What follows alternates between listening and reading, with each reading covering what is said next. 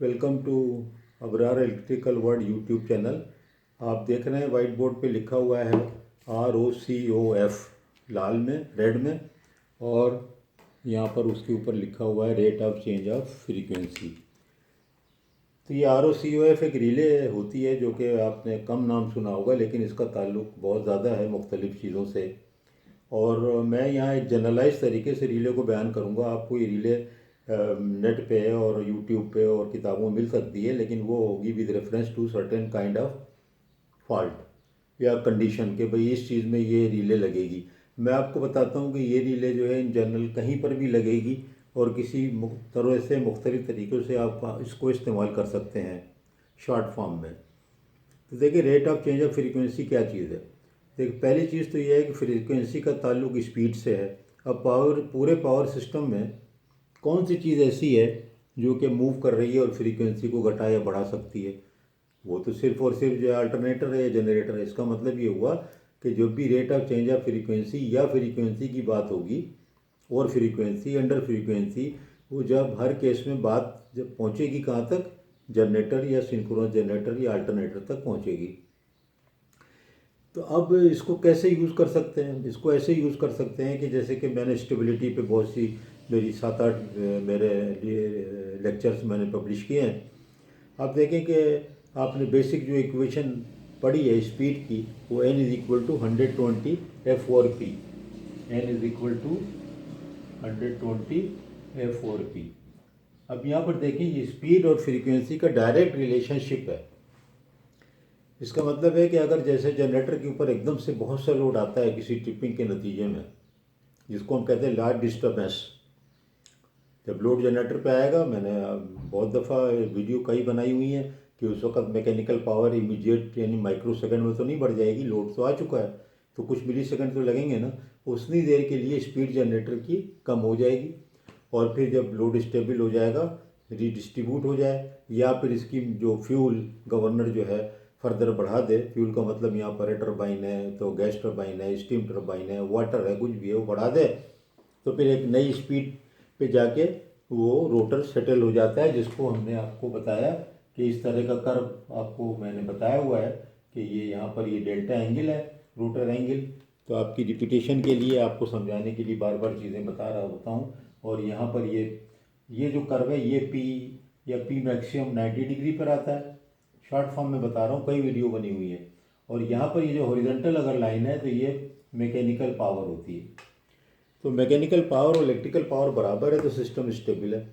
अब अगर सिस्टम में एकदम से लोड रिजेक्शन हुआ या लोड आया, तो ये क्या होगा कि फ्यूल तो एकदम बढ़ा नहीं, तो स्पीड कम हुई। स्पीड कम हुई तो क्या हुआ, फ्रीक्वेंसी बढ़ गई या कम हो गई।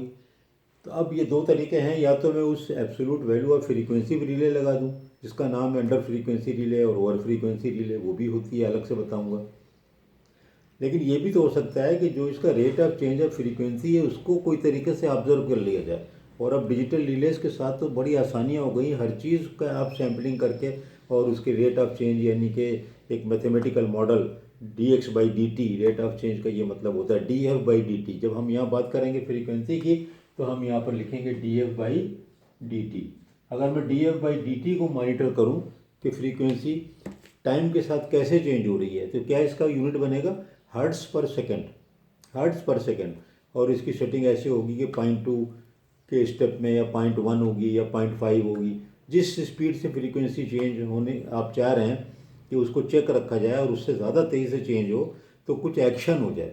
वो एक्शन क्या हो जाए, वो एक्शन ये हो सकता है कि आप डिजिग्नेटेड प्लेस पे अगर फ्रीक्वेंसी गिर रही है तो आप डिजिग्नेटेड प्लेस पे लोड को शेड कर दें, काट दें, ट्रिपिंग करा दें। या अगर आप देख रहे हैं कि फ्रीक्वेंसी बहुत तेज़ी से हाई जा रही है तो आप ऐसी कोई सिस्टम करें कि उसके ऊपर लोड आ जाए।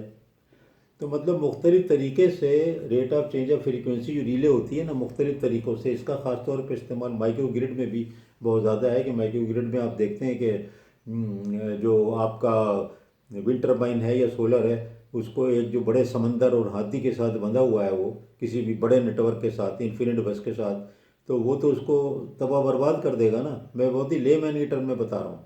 आप हाथी के साथ टांग के साथ बकरी बांध दें, एक्सपेक्ट करें कि हाथी कहीं नहीं जाएगा, तो ये तो नहीं होगा ना। हाथी तो बकरी को लेके जाएगा ना। इसी तरह बड़ा सिस्टम छोटे को ले बैठता है।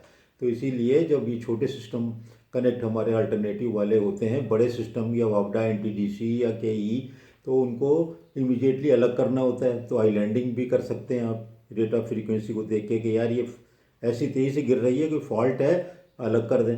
और अगर वो इतनी तेज़ी से नहीं गिर रही है तो सिस्टम चलता रहे, इसीलिए एक इसमें सेटिंग कर दी जाएगी।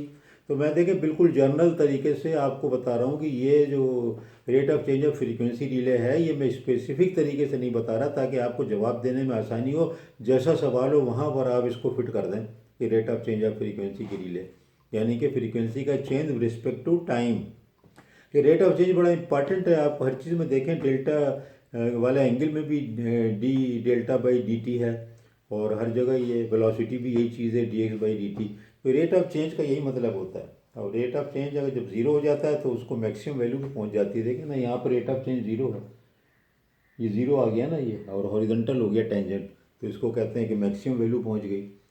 तो ये मैंने एक मुख्तसर सा आपको पेश किया जायज़ा कि rate of change of frequency relay को मल्टीपल तरीके से यू कैन यूज़, बजाय कि मैं ये कहता कि यार ये वाला फॉल्ट है इसमें ये रिले को इस्तेमाल कर ले। तो मैंने आपको बताया कि मुख्तलिफ़ जगहों पे एक ही रिले को आप मुख्तलिफ़ तरीके से इस्तेमाल कर सकते हैं। बहुत बहुत शुक्रिया।